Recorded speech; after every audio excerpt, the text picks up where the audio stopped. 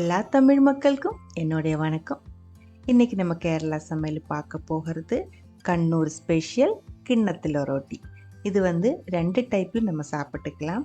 ஒன்று கறி ஊற்றி பிரேக்ஃபாஸ்ட்டாவோ இல்லை டின்னராகவோ சாப்பிட்டுக்கலாம். இல்லை இருந்தால் ஃப்ரை பண்ணி இதே மாதிரி ஸ்நாக்ஸாக ஈவினிங் டீ கூடயும் சாப்பிட்டுக்கலாம். டீ கடை ஸ்பெஷல் தான் இது. இப்போ டீ கடை ஸ்பெஷலாக இருக்குது, ரொம்ப டேஸ்டியாக இருக்குது.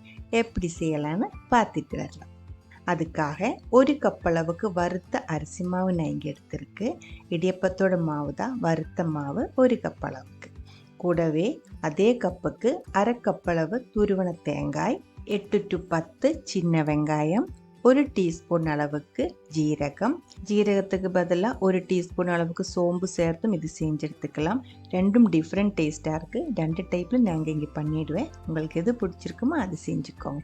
ரெண்டுமே சேர்க்கக்கூடாது, ஜீரகம் இல்லாத சோம்பு ஏதோ ஒன்று. அரை டீஸ்பூன் அளவுக்கு உப்பு, அரை டீஸ்பூன் அளவுக்கு மஞ்சத்தூள். நல்ல ஒரு டைம் மிக்ஸ் பண்ணதுக்கப்புறம் தேவையான அளவுக்கு தண்ணி ஊற்றி மிக்சியில் நம்ம இது ஒரு டைம் அரைச்செடுக்க போகிறேன். நான் இப்போ இதில் நம்ம மாவு எடுத்த அதே கப்புக்கு 1.5 கப் அளவுக்கு தண்ணி ஊற்றி இருக்குது. நீங்கள் தண்ணி ஊற்றும் போது 1.25 இல்லை 1 கப் அளவு தண்ணி ஊற்றி மிக்சியில் அரைச்செடுத்ததுக்கப்புறம் பாருங்கள், தோசை மாவோட அந்த கன்சிஸ்டன்சி இருக்குது இல்லைங்களா மாவுக்கு, அதோட இன்னும் கொஞ்சம் லூஸாக தான் இருக்கணும் மாவு. அதே மாதிரி அரைக்கும் போது ரொம்ப ஃபைன் பேஸ்ட்டோ ஒன்றும் அரைக்க வேண்டியதில்லை. தேங்காயோட அந்த வெங்காயத்தோட சின்ன சின்ன பீசஸ் மாவுக்குள்ளே இருந்தால் சாப்பிடும்போது இன்னும் டேஸ்டியாக இருக்கும். அதுக்கப்புறம் இதே மாதிரி ஒரு பாத்திரம் எடுத்துக்கோங்க. கேக் டின்னாக இருந்தாலும் பிளேட்டாக இருந்தால் கூட பரவாயில்ல. அதுக்குள்ளே கொஞ்சம் தேங்காய் எண்ணெய் ஊற்றி நல்லா தடவி விட்டுக்கோங்க. மாவு இதுக்குள்ளே ஃபுல்லாக ஊற்றிடலாம். 8 இன்ச்சோட ஒரு பாத்திரம் தான் எடுத்திருக்கு. இந்த மாவு இதுக்கு கரெக்டாக இருக்குது. நீங்கள் எடுக்கிற பாத்திரம் சின்னதாக இருந்தால் இல்லை பிளேட்டாக இருந்தால் அதுக்கு தகுந்த மாதிரி மாவு ஊற்றி ஒரு டைமாக 2 டைமாக இது வேக வச்சு எடுத்துக்கோங்க. ஸ்டீமருக்குள்ளே மாற்றி இருக்குது. ஆவியில் நம்ம இப்போ இது வேக வச்சுருக்கணும்.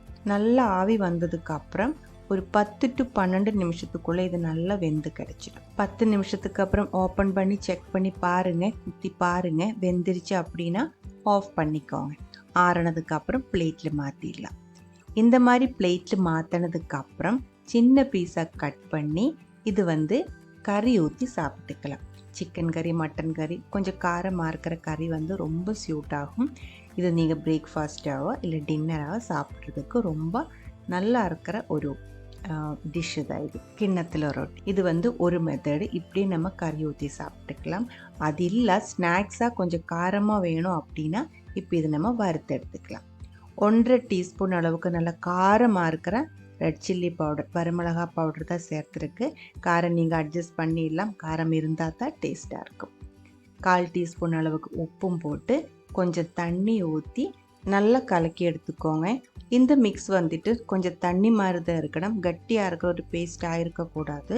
அப்படியா இருந்தால் நம்ம இது வறுத்து எடுக்கும்போது கருகி போயிடும். அதனால கொஞ்சம் தண்ணி மாதிரியே கலக்கி எடுத்துக்கோங்க. அதுக்கப்புறம் நம்ம கட் பண்ணி வச்ச பீசஸ் எல்லாம் இதுக்குள்ளே போட்டு கை வச்சு நல்லா தேய்ச்சி மிக்ஸ் பண்ணி எடுத்து வச்சுக்கோங்க.